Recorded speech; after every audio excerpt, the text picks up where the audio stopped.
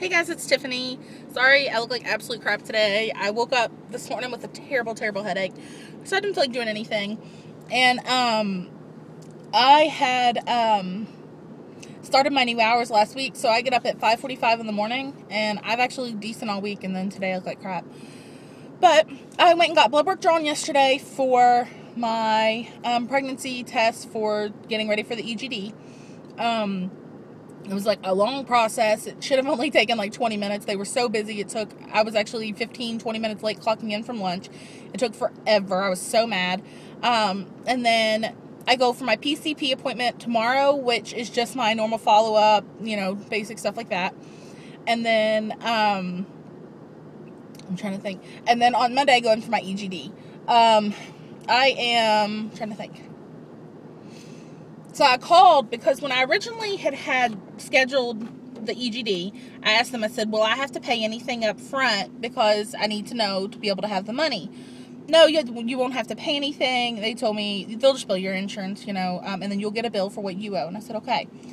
But I always have this fear that I'm going to show up somewhere and I'm not going to be able to have an appointment because I don't have the money because they told me wrong. And so I called yesterday just to verify that I wasn't going to have to pay anything, and they didn't call me back. So I called back again today. And when I called back today, I talked to the actual central scheduling that handles all of that stuff with the hospital, and they informed me that I do have to pay something, which I'm so thankful that I called. So this is kind of like good news. Like, I was really excited for this.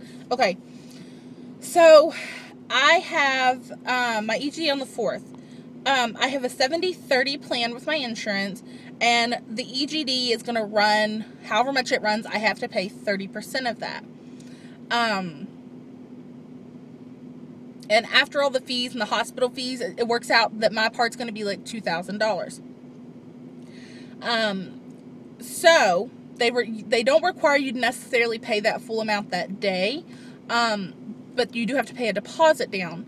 So I found out that if I can pay, quote unquote, the full amount, they'll give you a 50% discount. So if I can pay the full amount, they half it, meaning that I only have to pay $1,000. If my insurance says that I've got to pay $2,000 for my part, they will cut it in half if I pay it that day, meaning that I'm only going to have to pay $1,000.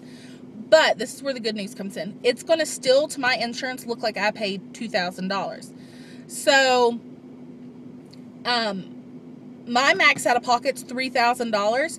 So if I go in for my EGD and pay the full $1,000 that day, they're going to submit to my insurance looking like it's paid in full with $2,000. Meaning that, which at this point, I have paid a little bit of money towards my deductible, not a lot, like maybe $50 or $60 just with some appointment fees and stuff. So just flick that on me. So, it's going to look like I've paid $2,000 and some change towards my max out of pocket / deductible, which is all one and the same for me. My max out of pocket, my deductible actually goes in with my max out of pocket. So $3,000 total is all I got to pay. So out of pocket between March and April and May, because I probably won't have surgery till late May, early June because of I want to wait until my FMLA goes into effect. So everything's solid with that. Just in case anything goes wrong, you know what I mean? Anything could happen and might need to miss more work than I need to. And if my FMLA is there, I'm protected. And so it'll be probably late May, early June. And that means for me that between March, April, and May, I'm only going to have to save up around $800 or $900 total towards the rest of my surgery and pay that off. That's fantastic news because I was, for me, I was going to pay $3,000 out of pocket. Come to find out, if I pay this towards the EGD, the full $1,000, it's going to look like I pay $2,000. I'm only going to have to pay another $800 out of pocket. So I'm only going to have to pay $2,000 out of pocket instead of $3,000 savings, because that's amazing. That's fantastic news. I'm really excited about.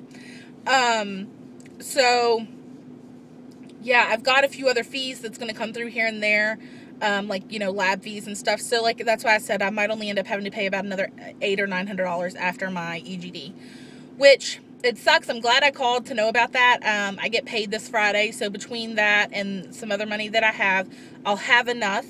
It still stresses me out because I had other things I was going to do with this paycheck, but if it's gonna save me $1,000, I most definitely am gonna pay up front.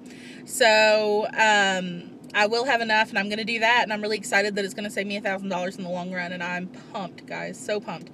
And I asked her, I told her, I said, well, I'm a little nervous about paying that much, because I said, I'm not even approved for surgery. I was like, I'm still going through the process with insurance.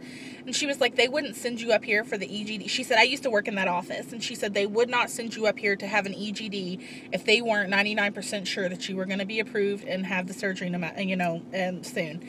And I was like, really? And she said, oh yeah, most definitely. She said, they're not going to send you up here and waste our time and your time if they don't think you're going to have the surgery.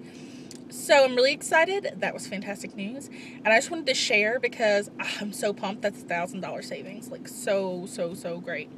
But I'm going to go because I have to go inside and finish up for my lunch. And I have to get my lesson plan to my EC. And I have to look at some stuff. So I will talk to you guys later. And you guys should hear from me. If not after my appointment tomorrow, then definitely after my appointment for my EGD on Monday. So, but I'll talk to you guys later. Bye.